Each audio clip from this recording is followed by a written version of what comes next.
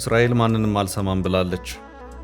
This action represents a direct violation of the UN Charter, the African Union's fundamental principles, and a breach of cornerstone of the international law. የግብጽ ጦር ሰልፍ ብቻ ሆኖ ቀርቷል። ويسارا وعمق 425 متر على هيئة مستطيل كالآتي. قوتها على الأرض في منطقة رفح المصرية على بعد أمتار من الحدود مع غزة. የግብጽን ወሽመጥ የሚቆርጥ ነገር በአፍሪካው ቀንድ እየመጣ ነው። ከሰሜን አፍሪካ በመነሳት ኢትዮጵያን በወታደራዊ ተጽዕኖ ስር ለማስገባት ለዓመታት ላይታች ስትል የነበረችው ግብጽ በእስራኤል ተቀድማለች። ከሁለት ሳምንት በፊት ለሶማሌላንድ ሀገራዊ እውቅናን ያጎናጸፈችው እስራኤል በውጭ ጉዳይ ሚኒስትሯ ጌዲዮን ሳር የሚመራ ልዑካን ቡድንን ወደ ሶማሌላንድ አርጌሳ ልካለች። እስራኤል በሶማሌላንድ ቀይ ባህር ዳርቻም ወታደራዊ መልሕቋን የጣለች መሆኗም እየተነገረ ይገኛል። ለሶማሌ ግዛት አንድነት እዋደቃለሁ በማለት ካይሮ ላይ ሀገሪቱን መሪ እየጠራች ስትምልና ስትገዘት የነበረችው ግብጽ አሁን ድምፅ አልባ መሆን ግድ ብሏታል።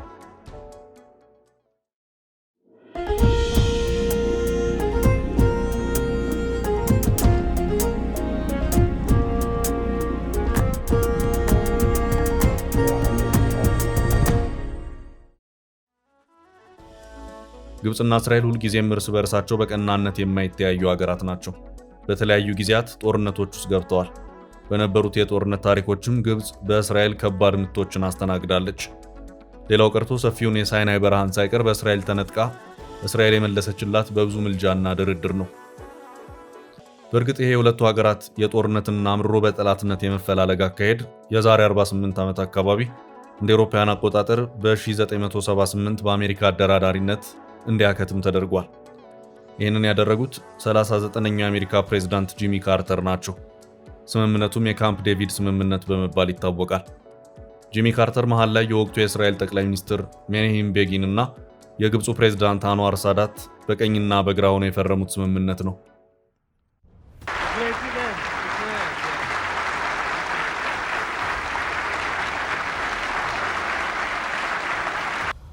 ግብጽ በጦርነቱ መሸነፏን አምና በመቀበል የግድ የተወሰደባትን ግዛት ለማስመለስ ስትልም ለእስራኤል ሀገራዊ እውቅናን ለመስጠት የተገደደችበት የታሪክ አጋጣሚ መሆኑ የተመዘገበ ነው። The Camp David Accords and their enduring significance. The Camp David Accords stand as a testament to the power of diplomacy. እስራኤልና ግብጽ ከዚያን ጊዜ ጀምሮ በጦርነት የሚፈላለጉ ሀገራት አይሆኑ እንጂ ከጦርነት በመለስ ያሉ መጎሻሸሞች ግን ዛሬም እንደቀጠሉ ናቸው። አንዱ ሌላውን በጥርጣሬ የሚያይባቸው ብዙ ምክንያቶች ሲዘረዘሩ ይታያል። ሁለቱም ሀገራት ድንበር የሚጋሩ ሲሆኑ ግብጽ ፍልስጤምን በጋዛ በኩል የምታዋስን ሀገር በመሆኗም አንዱ የውዝግብ ምንጫቸው ነው። በጋዛ ጦርነት በተነሳ ቁጥር የጋዛ ፍልስጤማውያን ለመሰደድ የሚነሱት ወደ ግብጽ ነው። ግብጽ በአንጻሩ እስራኤል ሆን ብላ የጋዛ ፍልስጤማውያንን ወደ እኔ በመግፋት ሙሉ በሙሉ ጠቅልለው ግብጽ እንዲገቡ የማድረግ እቅድ አላት በማለት ተቃውሟን ታሰማለች። ከጋዛ ጋር የምትገናኝበትን መስመር ጥርቅም አርጋ በመዝጋት መግቢያ መውጫን ራፋ በተባለ አንድ ኬላ ብቻ እንዲሆን ማርጋለች። It's the only passage between Egypt and the Gaza Strip for people and goods. The Rafah border crossing represents a lifeline. ግብጽ ይህንን ሁሉ የምታደርገው እስራኤል የምትባል የማይጋፉት ባላጋራ ስለገጠማት ነው። ከእስራኤል ጀርባ ደግሞ ልዕለ ኃያሉ አሜሪካ አለች። ሁለቱ ሀገራት እንደውም ይሄ ምን ይገርማል፣ ጋዛን እንፈልገዋለን፣ እዚህ ያሉ ፍልስጤማውያን ጋዛን ለቀው ዮርዳኖስና ግብጽ መግባት አለባቸው በማለት ጭምር ለግብጽ ያላቸውን ከፍ ያለ የፖለቲካ ንቀትም ጭምር ያሳዩበት አጋጣሚ የነበረ መሆኑ የሚታወስ ነው። ይህንን ያሳወቁት ደግሞ ፕሬዝዳንት ዶናልድ ትራምፕ እና ቤንያሚን ኔታንያሁ በጋራ በሰጡት የነጩ ቤተ መንግስት መግለጫ ነበር። ሆኖም ግብጽ ምን ሲደረግ በማለት ውድቅ አድርገዋለች። The US president said he would like Jordan and Egypt to take in more Palestinians, suggesting Gaza, which lies in ruins, as we just showed you, needs to be, in his words, cleaned out. የግብጽ የአሜሪካንን ሐሳብ አለመቀበል በፕሬዝዳንት ዶናልድ ትራምፕ እና በግብጹ ፕሬዝዳንት አብዱል ፈታህ አልሲሲ መካከል የነበረው ግንኙነት እንዲሻክር አድርጎታል። ትራምፕ ለሁለተኛ ጊዜ ተመርጠው ወደ ነጩ ቤተ መንግስት እንደገቡ በመጀመሪያ በነጩ ቤተ መንግስት ያገኟቸዋል ተብሎ በዝርዝር ከተያዙት መሪዎች መካከል አንዱ ፕሬዝዳንት አብዱል ፈታህ አልሲሲ ነበሩ። ሆኖም የግንኙነቱን መሻከር ተከትሎ የአልሲሲ ዋይት ሃውስ ጉዞ ከአንድም ሁለት ጊዜ ሳይሳካ ቀረ። የእስራኤሉ ጠቅላይ ሚኒስትር ቤንያሚን ኔታንያሁ በአንጻሩ ትራምፕ ዳግም ተመርጠው አንድ ዓመት ሳይሞላቸው ባሉት 10 ወራት ውስጥ ለ5 ጊዜያት ያህል ዋሽንግተን ተመላልሰዋል። በሁለት ወር አንድ ጊዜ እንደማለት ነው። የኔታንያሁ የነጩ ቤተ መንግስት ምልልስና የአልሲሲ አንድም ጊዜ ወደ ዋሽንግተን ማቅናት አለመቻል ግብጽ በእስራኤልም በአሜሪካም ገለል እንደተደረገች ግልጽ ማሳያ መሆኑም ሲገለጽ ቆይቷል። አሁን ደግሞ ሁለቱ ሀገራት ከድንበራቸው የጋዛ ውዝግብ ወጣ ብለው ሶማሊያና ሶማሌላንድ ላይ በአዲስ የጂኦፖለቲካዊ ፉክክር ውስጥ ገብተዋል። እስራኤል ውስጡን ስትሰራ ቆይታ ተገንጣዩን ሶማሌላንድ ሀገር ነሽ፣ ከዛሬ ጀምሮም በሀገርነት አውቅሻለሁ በማለት ለዓለም በይፋ ማሳወቋ ከሶማሊያ ቀጥሎ ከባድ ራስ ምታት ሆኖ የታየው ለግብጽና ቱርክ ነው።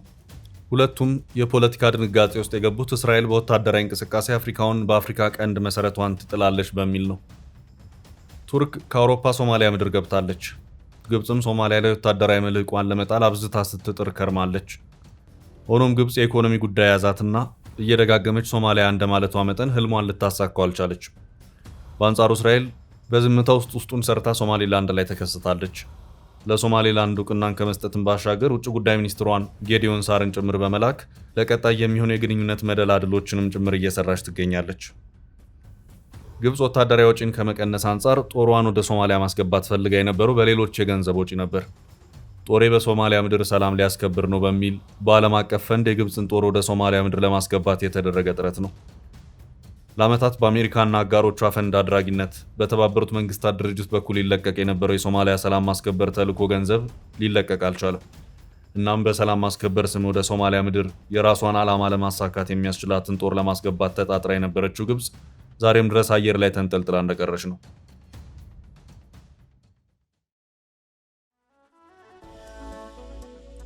ከሶማሊያ አፍንጫ ስር ባለችው ሶማሌላንድ ላይ ግንኙነት መልህቋን የጣለችው እስራኤል በአንጻሩ ሙያ በልብ ነው በሚል በስራ ላይ ናት። እስራኤል ለሶማሌላንድ ሀገራዊ እውቅናን ያጎናጸፈች በመሆኑ ከዚህ በኋላ የሶማሌላንድ እስራኤል ግንኙነት የሚሆነው ኦፊሳላዊ በሆነ መልኩ ነው። እስራኤል በሶማሌላንድ አርጌሳ ኤምባሲዋን በመክፈት አምባሳደሯን ትሾማለች። በተመሳሳይ መልኩ ሶማሌላንድም ቢሆን እንደዛ የምታደርግ ይሆናል። የሶማሌላንዱ ፕሬዝዳንት ወደ እስራኤል ቢያቀኑ የሚደረግላቸው አቀባበል ልክ እንደ ማንኛውም ሀገር መሪ የሚካሄድም ይሆናል።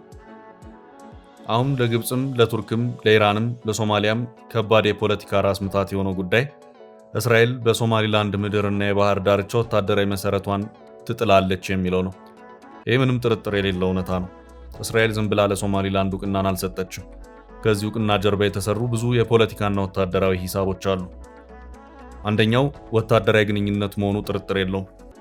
እስራኤል በሶማሊላንድ የቀይ ባህር ዳርቻ ወታደራዊ መሰረቷን ከመጣል ባሻገር በሚኖረው የሁለትዮሽ ትብብርም ቢሆን የሶማሊላንድን ወታደራዊ አቅም ጭምር የምታሳድግበት ሁኔታ መፈጠሩ አይቀርም። ይህ ከሆነ ደካማዋና በአልሸባብ የምትናጧ ሶማሊያ አንድ ቀን ሶማሊላንድን ተቆጣጥሬ ወደ ግዛት ያስገባታሉ የምትልበትን ህልም ለአንዴና ለመጨረሻ ጊዜ የሚያጨልም ይሆናል። የእስራኤል በአፍሪካው ቀንድ መከሰት በዚህ ደረጃ ከባድ የሆነ ቀጠናዊ ተጽዕኖን ፈጥሯል። ካይሮ ግራ ተጋብታለች። ቱርክ አንካራ በንዴት እየተብሰለሰለች ነው። ሞቃዲሾ ከማውገዝና ከማስወገዝ ውጪ ምንም ማድረግ አልቻለችም። በዚህ ሁሉ ሂደት ውስጥ እስራኤል ዛሬም በስራ ላይ ናት። የግብጽ ወደ አፍሪካው ቀንድ መሳብ ኢትዮጵያን ታሳቢ ባደረገ መልኩ ነው።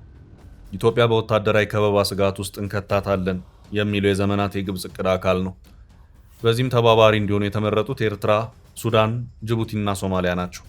ጅቡቲ ከግብጽ ጋር ውስጡን ስትመክር ቆይታ በቅርቡ አንድ ስምምነት ላይ የደረሰች መሆኑን በቅርብ ጊዜ በዘናሽናል በኩል የወጣው መረጃ ያመለከተ መሆኑ የሚታወስ ነው።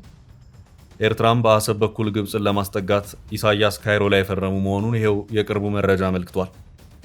ግብጽ ወደ ሶማሊያ ለመግባት ስታሟሙቅ የነበረው የዛሬ 2 ዓመት አካባቢ ኢትዮጵያ ለሶማሌላንድ እውቅና ልትሰጥ ነው በሚል ከተነሳው የአዲስ አበባው የኢትዮ ሶማሌላንድ የመግባቢያ ስምምነት ጋር በተያያዘ ነው።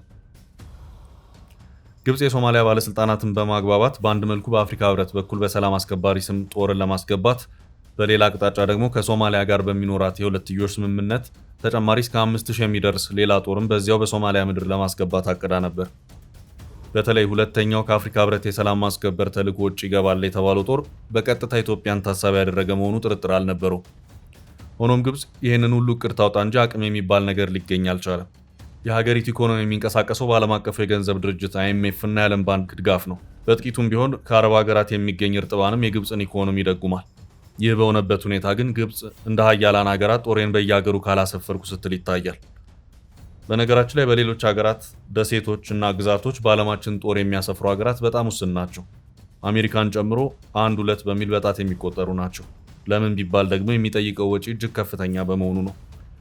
ግብጽ የደቀቀ ኢኮኖሚን ይዛና በብድር ድጋፍም እየኖረች በኢትዮጵያ ዙሪያ ጦሬን ላስፍር በማለት ከሶማሊያ እስከ ሱዳንና ኤርትራ ስታማትር ይታያል። ግን ደግሞ በመጨረሻ ነገሩ በኢኮኖሚ ሲመነዘር እቅድ ሌላ ተግባር ሌላ ሆኖ በመገኘቱ ግብጽ ቢያንስ በሶማሊያ እንኳን አንድ ሻለቃ ጦር እንኳን ማስገባት አልቻለችም። ውስጡን እየሰራች በስራዋ ብቻ ራሷን የምትገልጸው እስራኤል ግብጽ 2 ዓመት ሙሉ ፎክራ አንድም ወታደር ማስገባት ባልቻለችበት የአፍሪካው ቀንድ በድንገት ተከስታለች። እስራኤል ለሶማሌላንድ እውቅና መስጠቷን ተከትሎ ከተቃወሙት ሀገራት መካከል አንዷ የሆነችው ኤርትራ ይሄ የእውቅና ጉዳይ እንዲሁ ድንገት የሆነ አይምሰላችሁ፣ ውስጡን ሲሰራበት የቆየ የፖለቲካ ሚስጥር ነው ስትል ያስታወቀች መሆኑ አይዘነጋም። ኤርትራም በማስታወቂያ ሚኒስቴር መስሪያ ቤቷ በኩል በዚያው ሰሞን በለቀቀችው መግለጫዋ አሁን በግልጽ አደባባይ የወጣው ተውኔት ሚስጥራዊ አይደለም፣ ውስጡን ሲብላላ የቆየ እንጂ በማለትም ይህ አካሄድ በመጨረሻ አደገኛ ቀጠናዊና ዓለም አቀፋዊ ቀውስ ይዞ ይመጣል በማለትም ያስጠነቀቀችበት ሁኔታ ታይቷል። ኤርትራ አሁን እስራኤል ለሶማሌላንድ እውቅና የሰጠችበትን አካሄድ ተከትሎም መፍትሄው ከተባበሩት መንግስታት ይጠበቃል በማለትም ድርጅቱ ጉዳዩን በአጽንኦት ይመልከተው ስትልም አስታውቃለች። በእርግጥ የተባበሩት መንግስታት የጸጥታው ምክር ቤት ከዚያ በኋላ በዚህ ጉዳይ ተሰብስቦም ነበር። ነገር ግን ስብሰባው ያስከተለው አንዳች ውጤት የለም። ጨዋታው የሀያላን ጨዋታ ነው። አሜሪካ በዚሁ መድረክ በግልጽ እስራኤልን ስትከላከልም ታይቷል።